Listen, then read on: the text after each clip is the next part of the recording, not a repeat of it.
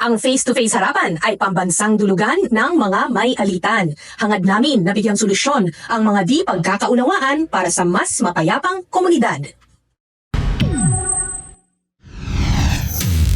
Oh, Doktora Becky Velo, ano tingin mo? Oh well, skin, perfect, check. Ang jawlines, perfect, check. Pero feeling ko para maging jawable ka sa gamitan natin ng facial. Facial relocation. Yan, ililipat natin. Talaga ba? Oh, sorry. Wait lang. Ikaw, anong pinagawa mo? Change oil, tune up, renovation. Ano ako, tambucho? Mukhang nausukan. Joke lang. Pero bakit? Pangit ba ako? Kapalit-palit ba ako? Then why? Ako nga magtatanong sa'yo, pangit ba ako? Yes! Ano yes?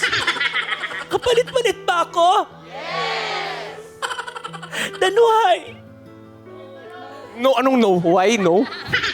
Then kiss me. And don't you dare to fall in love my mom. My mom! But I thought you're my mom. Sorry. Palakpakan natin, Doktora Becky Velo! Naku, choosy ako sa pag-ibig. Mahirap na, kaya ang pipiliin ko na lang muna ang guesting ko dito sa Face to Face. At syempre, ang aking team, ang Team Pula!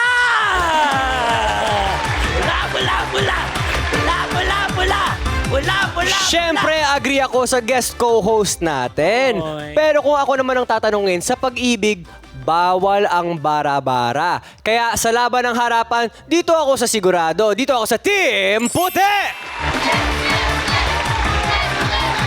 Kaya naman mga kapatid, tumuloy po kayo dito sa Face to Face Harapan!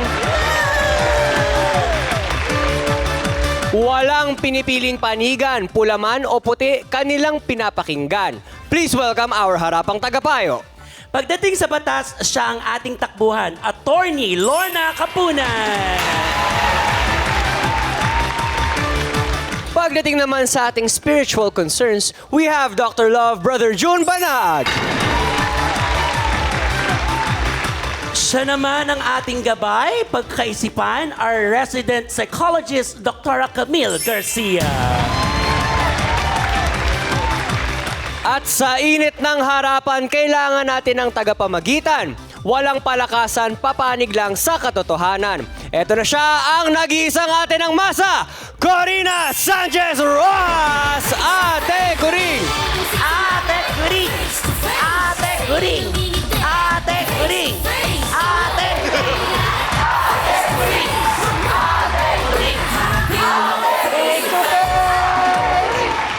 Parang gusto ko magpahula. Sorry. Papahula ako, Hindi po ako si Rudy Baldo eh. Madam Becky, ano ba ang mangyayari sa ating kaso ngayong araw na ito?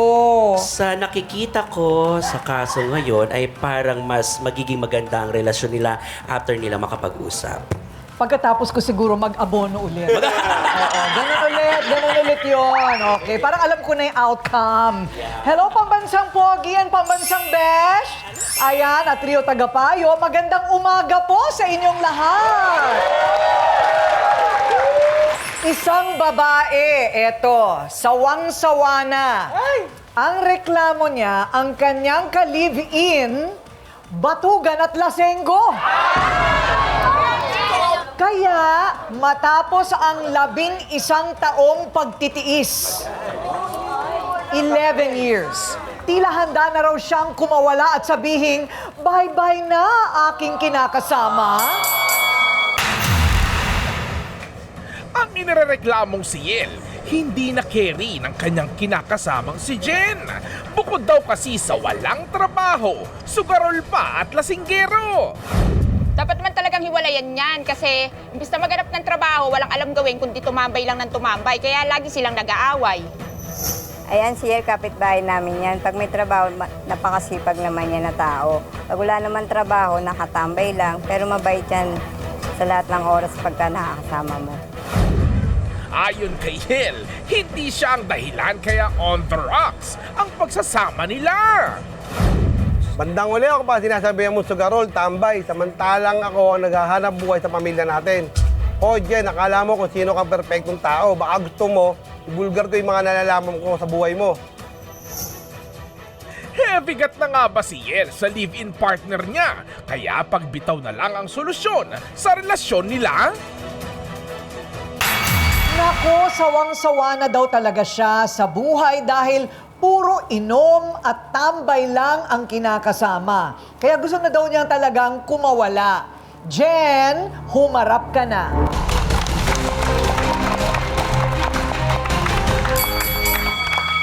Okay, Jen. Ay di kung gusto mong kumawala, ba't di ka pa kumawala? Anong problema? Kasi po, ma'am, inaano ko po siyang nirereklamo ko siya. Ayaw niya magtrabaho po, ma'am, eh. May anak kayo? Meron po. Ilan? 3. Yun ang problema, may anak. Kaya hindi siya makawala. Kasi kung batugan, dapat iniiwan. Di ba? Ang batugan, iniiwan. Pero hindi mo maiwanan dahil sa mga anak mo. Ilan taon na yung mga anak ninyo? Ano po, ma'am? 3, tas 9, tas 11. So, paano nakakapag-aral ang mga yan? Ano naman po, ma'am? Nakaka-extra po ako, ma'am. Naglalaba. Bilang labada. Nagtitinda-tinda po, ma'am. Labada, yung asawa mo walang trabaho. Opo, ma'am. Ngayon, wala po siyang trabaho. Pero humingi kayo ng tulong sa barangay. Wala po, ma'am. Bakit? Bakit naman ito pa ang napili mo kasing makasama? Nung kayo ba'y nagkakilala, wala ka pang naaninag na bakas na baka ganyan talaga yan? Hindi, ma'am. Okay naman po, ma'am. Nung ma'am, neto lang po siya, ma'am, eh. May trabaho naman po siya, kaya lang ngayon, nahinto po yung niya, nawalan po siyang trabaho kasi nga. Anong trabaho niya dati? Driver po, ma'am. Nang? Sa yung naghahatid ng mga pasyente, ganun. Parang sa ambulansya? Opo. Parang ganun. Bakit nawalan ng trabaho? Baka kakainom. Opo, ganun nga po, ma'am. Ganun na nga yun. Kaya siya nawalan ng trabaho. Gaano katagal nang walang trabaho? Nito lang po, ma'am, siya nawalan ng trabaho, ma'am, eh. Tapos ayun na, nagpakalunod na sa pag-inom. Nang bababae ba? Hindi ko po alam. Wag na. Wala naman. Hindi ako nagtatanim ng kahit na ano sa utak mo. Kung wala, di wala. Maganda. Hindi ka ba nanghihinayang sa 11 taong pagsasama? Na din po, kaya lang po, ganyan po lagi ginagawa na niya, eh. At kapag lasing, anong ginagawa? Wala, tutulog na lang po siya, wala. Di ka niya nilalambing? Tama na. Tapos na yung anak. Ano ba? Ito na yung anak. Alam mo ang importante? Umiinom, at least hindi nananakit. Nanakit. Hindi naman siya nananakit. Ayun. Pinalayas mo na daw ito eh. Opo. So pinalayas na, Bumabalik. bumabalik. Opo. Sana all binabalikan. Isa siyang puting. Okay. Siya naman ang inirereklamo ng kinakasama. Pero para sa kanya, may dahilan daw kung bakit siya nalulong sa bisyo. Eto na si Yel. Yel, humarap ka na.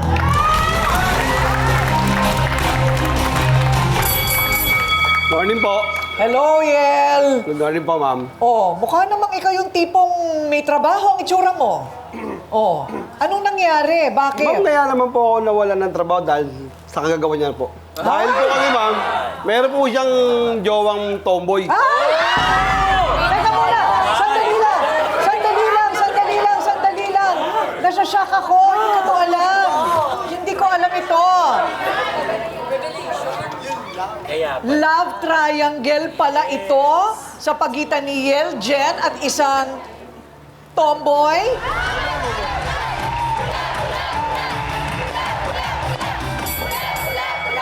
Okay, diretsahang tanong. Parang ang gusto ko tanungin si Jen. Pero mamaya ka na, Jen. Okay. So, Yel, Po. totoo bang batugan ka at ayaw mong humanap ng trabaho? Ma'am, kaya na naman po ako naging batugan dahil nga po sabi ko, nagkaroon po siya sa hinala ko na may kabitsang tomboy. Mahirap po magtrabaho ng, yung isip po, nasa asawa na alam niya po na may kinakasama po sa atang tomboy.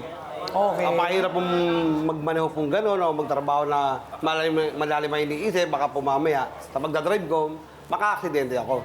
Okay. Kasal ba kayo? Hindi po.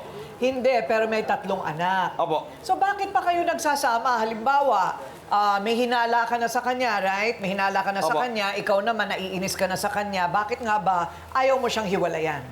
Hindi, kasi nga po, dahil nga po sa anak ko. Dahil sa mga Opo. anak. Ayun. So, yung mga anak mo, alam mo, depende yan eh. Dito napapasok yung fitness, di ba? Yung fitness of a parent. Sino sa kanila ang mas fit to be a parent? Right? Kanino mapupunta ang mga bata? Alam mo, depende sa social worker yan, ano? Kasi meron siyang, well, pareho silang may problema.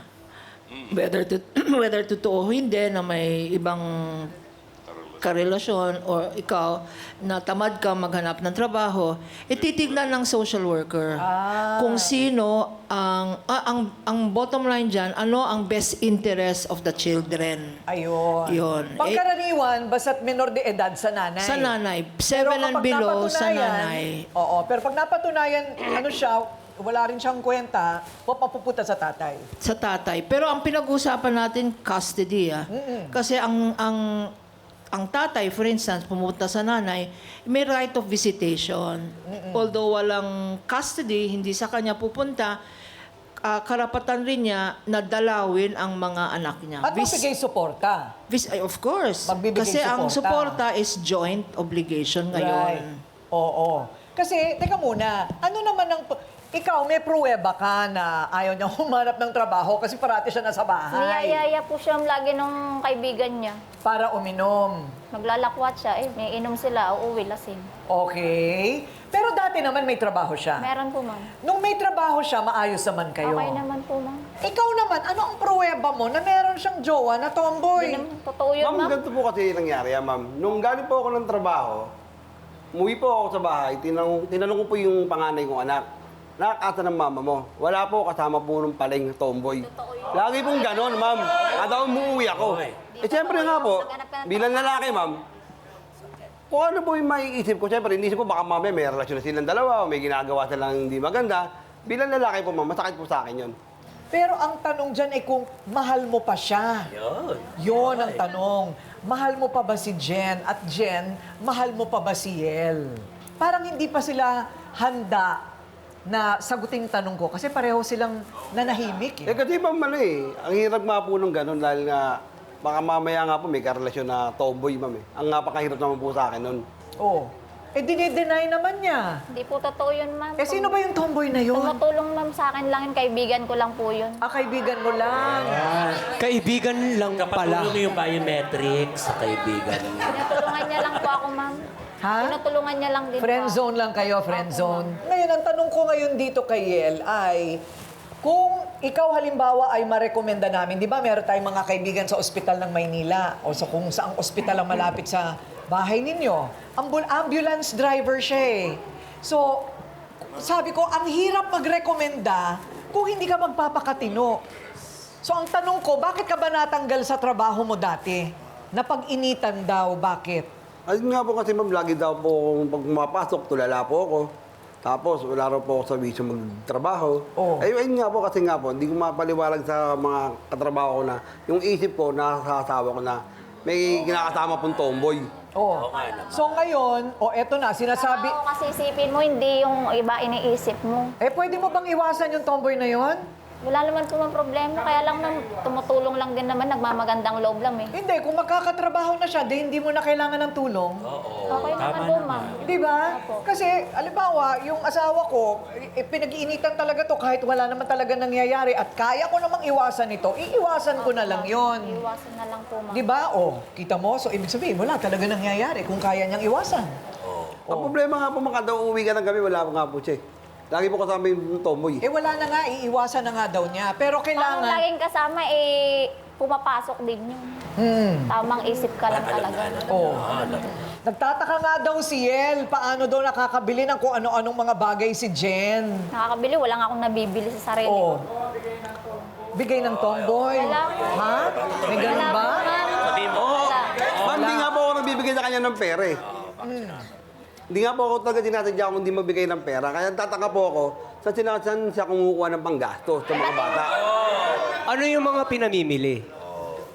Mga gamit sa bahay. Kamukha ng mga, halimbawa, pagkain, panggastos ng mga bata, mga ganito. Talaga tinadya ako hindi magbigay ng pera ng... Oo. Syempre, wala ka naman kasing binibigay. Nakikita niya yung sitwasyon ko, kaibigan niya. Tulungan niya lang ako. Ma'am, ano nga po ako noon, tawag nito. May extra nga ako. Nung nawalan ako ng hanap buhay. May extra ka pala, ba't di ka magbigay? Kung ikaw may isip ka, kahit paano isipin mo mga anak mo kung mayroon ka, bigay mo, hindi yung kung ano-ano iniisip mo. Kapag nasa loob kayo sa ilalim ng isang bubong, kailangan may ambag ka. Hindi pwedeng wala talaga. Hindi talaga, lalo na ang babata pa ninyo.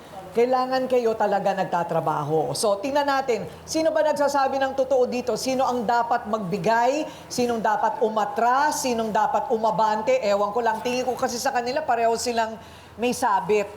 Kailangan nyo parehong magbago. Sa aming pagbabalik, makikisawsaw na rin ang dalawang karakter sa love story ni Jen at Diel. Kampihan time!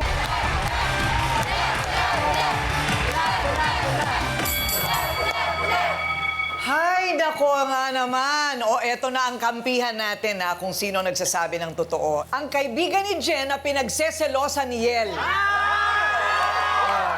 Ito yung sinasabi ni Yel na tomboy na karelasyon daw ni Jen. Totoo ba yun? O, eto na, Paleng. Paleng, humarap ka na.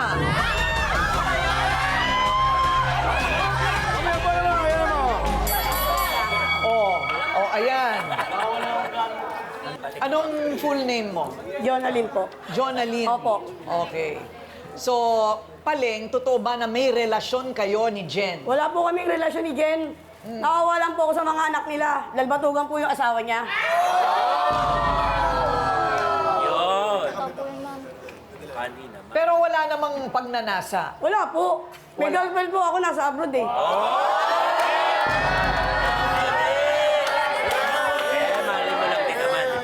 Yun nga, ma'am eh. Ayun. Meron nga siyang girlfriend sa ibang bansa, kaya nga po, siyempre, nasa ibang bansa, kailangan niya rin siguro. Hindi kasi. Kaya gusto niya kabitin sa ibang. Trabaho ka kasi para ano. Naku, meron ito pang- palang si Yel ay seloso. Alam mo yung selosong toxic? Yung seloso na hindi na sila makapag-isip ng tama, makapagtrabaho sa araw-araw, nagiging self-destructive. Yung pati sarili mo, nasisira mo na. Sa sobrang pag-iisip ng bagay na hindi mo pa napapatunayan. Tumutulong lang yung tao. Kung ano. Mamayasakit na nga yung tao. Oo. Pinaghihinalaan mo pa. O biro mo dahil Kaya mo ka, tomboy ka, hindi. Oo. Baka binulpin na kita eh. Hindi, kasi biro mo dahil kay Paleng, may pambaon ng anak mo, may pambayad kayo ng renta, doon ka rin nakatira. O, paano ka naman magagalit dyan? Eh, nga po ma'am, natatapakan yung pagkalalaki ko sa kanya eh. Magtrabaho ka. Matuga ka kasi. Ayun! Ma'am, dati naman po may trabaho eh. Pumatok lang po sa buhay namin yung Paleng na yan eh. Kaya naman po nagkaganito eh. Oh, pero hindi mo pwedeng gawing dahilan yun. Wala kang talaga po yung asawa mo. Nagpapalaba ako sa asawa mo. Oh, nagkaroon na rin ako ng boyfriend, nawila lang niya ako, tumigil ba ako ng pagbabalita sa TV? Kung ano-ano kasi iniisip. Bakit? Bakit kailangan kang masira ng isang tao na pinagsesalosan mo lang? Tumutulong Na lang pati naman ang yung mga tao. anak mo apektado. Di ba? Parang kabaliwan, ano? O, so anyway, wala ka pang katibayan. O sabihin mo nang iiwasan na niya si Paleng at ikaw kumuha ng trabaho, tatahimik ka na. Oo naman po. Tatahimik ka na. Opo. Magpapakatotoo ka na. Oo naman po. Totoong lalaki, ha? Oo naman po. Magpapakatino. Naku, ewan ko ba? O, eto na. Eto naman ang kakampi ni Yel. Para makumpletong harapan, siya naman ang taong matagal ng barkada kay Yel na handang dumepensa laban kay Jen. Ito daw yung parating kainuman. Parating kainuman ni Yel. Bigote, humarap ka na! Nasa una ka ang iyong mga mata. Gote nga. Super Mario. Si Mr. Suave. Nasa ulap ba ang iyong mga mata? Bigote, anong masasabi mo sa mga akusasyon laban kay Yel? Di po, ma'am, sa totoo lang, dapat po to si Tibo o si Paleng, dapat tinitingnan niya yung sitwasyon ng mag-asawa. Okay. Dapat inaalam niya para hindi humahaba yung pagiging ang problema Tama po rin nila. yun. Tama rin yun. Ngayon po, yung sinasabi niya pong kung saan kami nagpupunta po ni Ariel, ang totoo po nun, siyempre bilang kaibigan po, sinasama ko siya dahil itong mga nagdadaang araw, nakikita ko po siya malungkot, parang ano siya. Siyempre ako bilang kaibigan, pinangangaralan ko siya. Tapos yung pag inom po, hindi po totoong talagang umiinom po kami. Ang inom po namin, hanggang 2 bote lang po. At siya po, naisasama ko po siya sa part-time ko na trabaho po, helper ko po siya. Ayun. Welder po kasi ako. Welder ka, Opo. construction. Opo. Pero ano rin yan, ano? Lulubog lilitaw din yan, yung construction, ano? Depende rin po sa ano, sa Depende rin kumpanya. sa yun. Oo, sa kumpanya. Opo. Correct. Nagkaroon ka na ba ng girlfriend na sobrang selosa? Opo, meron na rin. Nakakasakal din. Nakakaloka, di ba? Opo, lalo na pag wala ka naman pong ginagawa. Oo. Loyal ka naman or nagtatrabaho ka lang.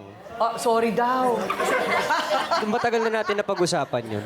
Doc Becky, Yes ikaw, nagkaroon ka na ba ng sobra yung selos sa'yo? Opo, kasi yung sa naging partner ko naman nun, may sinamahan niya rin ng bawal na gamot. So, yun ang iba na rin mahirap. naging takbo ng utak na hanggang sa napipisikal niya na ako. Correct. Yes. Kaya, yung pagkasel. Tinadyakan niya ako sa hagdan. Ay, Lumipad ako, nagulat siya. Nagulat siya. lumabas yung pakpak mo. Lumabas yung pakpak ko. Tsaka na siya nagtatatakbo. Yes. Okay, pwede rin yun. So, nasa sa inyo na yan, Jen at Yel, kung ano ang mga magiging susunod na hakbang pagkatapos ng mga opinyon nitong mga sausawero at sausawera at harapang tagapayo sa pagbabalik ng Face to Face!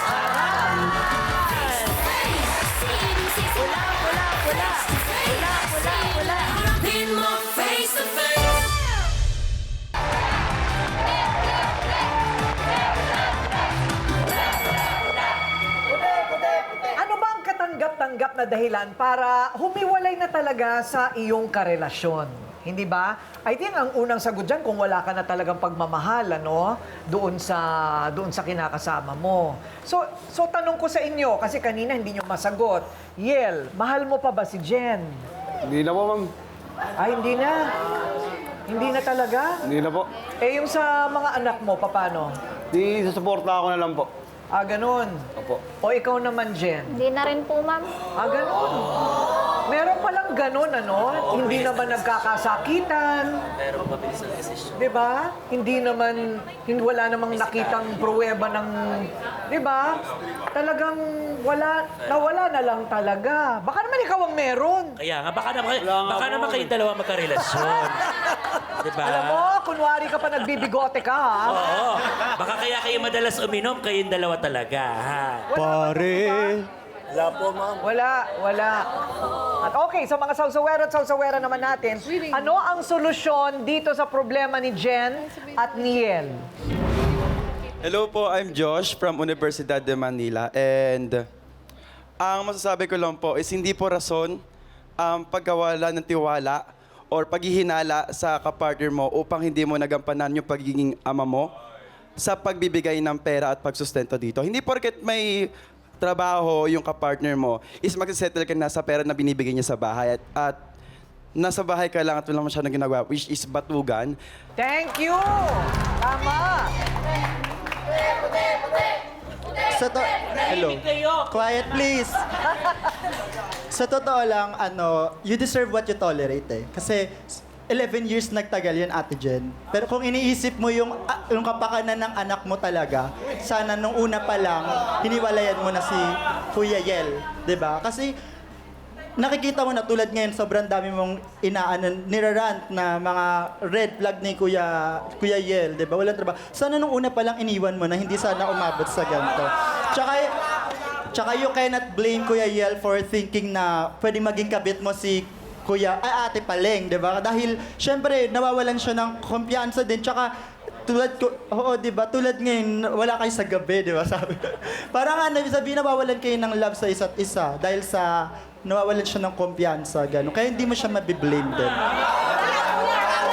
Okay, Dr. Love, ano ang payo na maibibigay mo kay Yel na para bang takot na siya sa sarili niyang multo at nag-iisip na siya ng kung ano-ano, tapos yung pala, wala na rin siyang pag-ibig kay Jen, anong dapat niyang gawin? Naku, yung una, yung pagtitiwala mo sa sarili mo, no?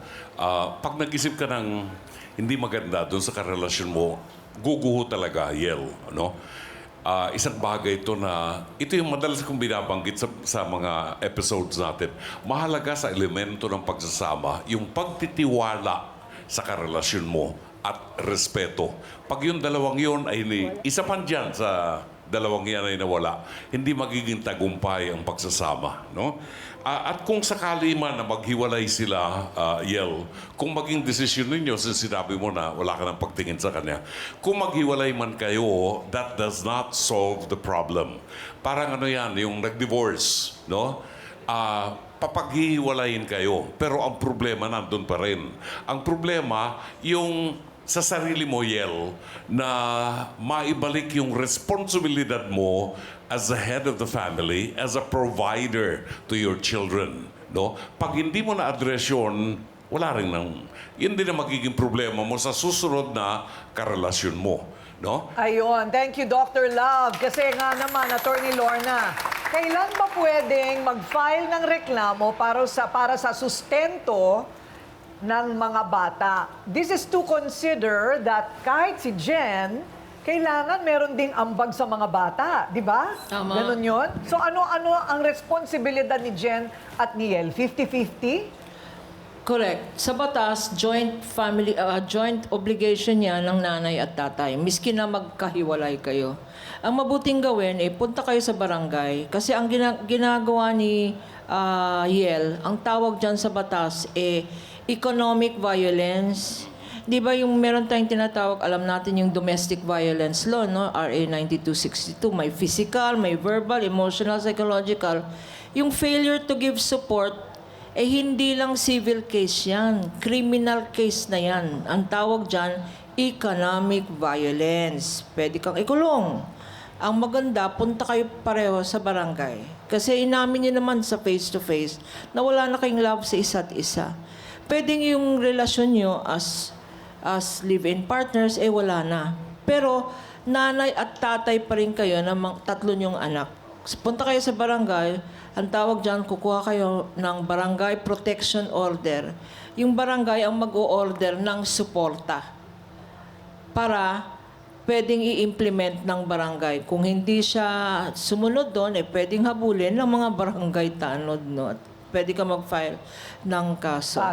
Ikaw naman, Yel, sayang sana kung responsible ka lang. Alam mo, nasa Red Cross ako, Board of Governors ako.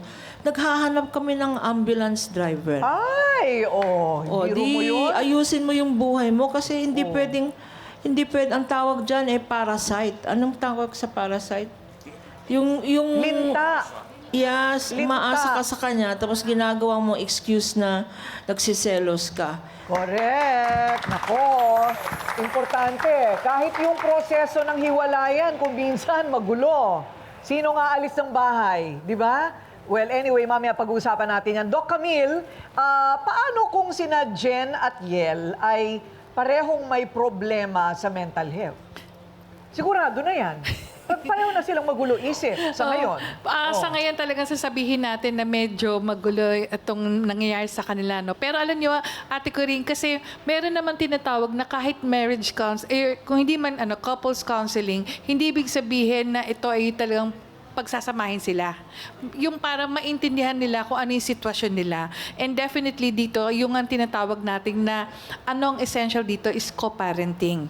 Kasi importante talaga yung mga bata rito Dahil pag sabihin nyo kung yung romantic relationship lang yan, walang problema yan maghiwalay kayo, tapos yan. Pero pag may bata, ang dapat dito isipin natin, kailangan yung napaka-supportive natin, napaka-stable din yung ating relationship sa kanila. And at the same time, siguro, you have to create a loving environment. Kasi kung kayo, kahit sabihin nyo magkahiwalay kayo, kailangan matuto pa rin ang inyong mga anak ng pagmamahal. Kasi pangit yun na maapektuhan talaga yung mga anak nyo sa paglaki nila.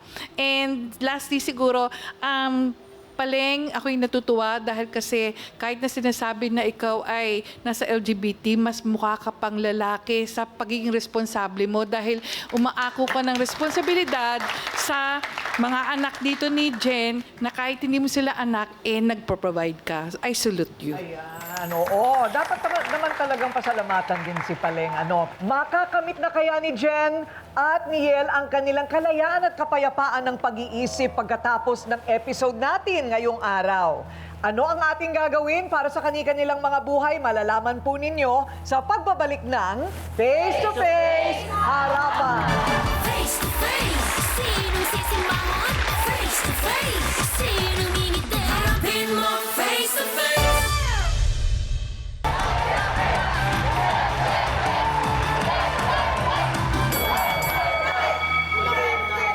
Okay, so Yel, eto na, kanina pinag-uusapan na natin na parang siguro hanggang dito na lamang ang inyong pagsasama. Anong sasabihin mo kay Jen? Sana ma'am, mga anak ko matutukan niya habang kami maghiwalay. Okay. Po. Pero anong pangako mo?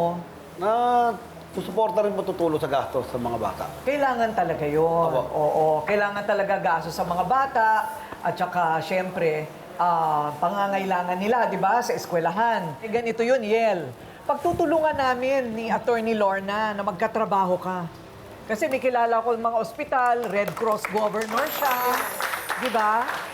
So, ang sweldo, kailangan alam ni Jen. Ang sweldo mo. Para alam din natin at masabi rin ng barangay ano ang hatian dyan. Tama ba yun? Sige Tama po. yun. Opo. Siyempre, kasi may mga anak ka, 3. Oh. Ma'am, paano naman po kung pera ko nakikinabang siya? Hindi, sa mga anak mo mapupunta. Isipin mo pa ba yun? Hindi ba? Kaya nga pag-uusapan sa barangay, magkano ba ang kinakain nila sa araw-araw? Magkano ba yung renta ng bahay? Kailangan hati kayo ni Jen. Yung sa pagpapaaral, ganun-ganon. At tsaka, syempre, makatotohanan naman tayo kung magkano lang ang kakayanin ng sweldo mo na may matitira naman para sa'yo, di ba? Okay. Kasi siya magtatrabaho din eh. Dahil hahanapan din namin siya ng trabaho. Okay ba? Okay yun. Okay. Tutulungan namin kayo pero ayaw na namin ng away, ha?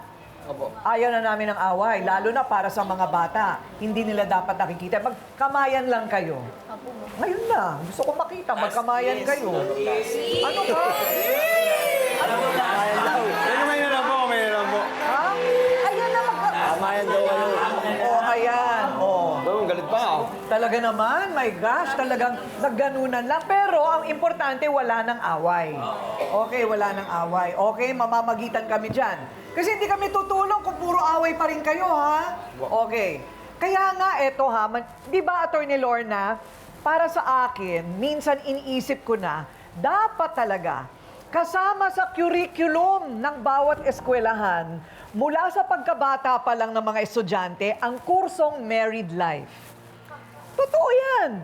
Kasi, ano bang ibig sabihin ng magkaanak, makipag-live-in o mag-asawa? Akala kasi ng marami pa rin sa ating kabataan pa lang ay tayo na pag na-in love, ito'y romansa na panghabang buhay.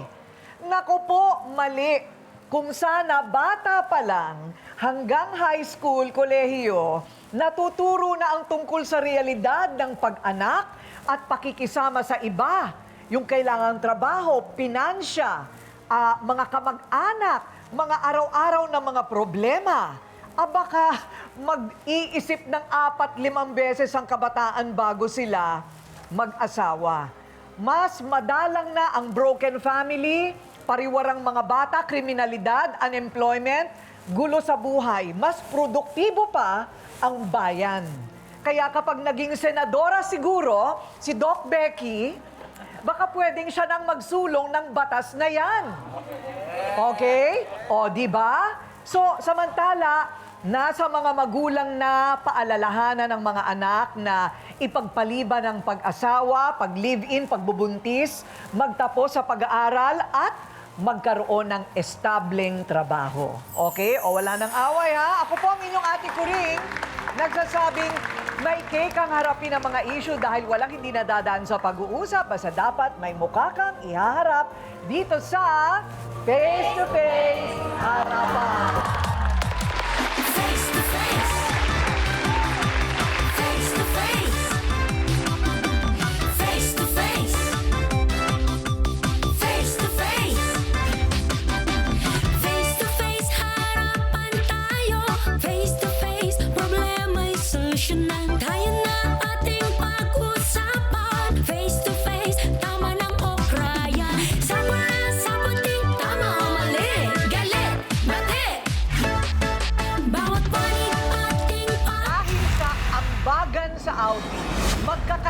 yan, ayun, hindi sa mag-bonding, nag-away-away. Nagbigay po sila ng tagpa 5K.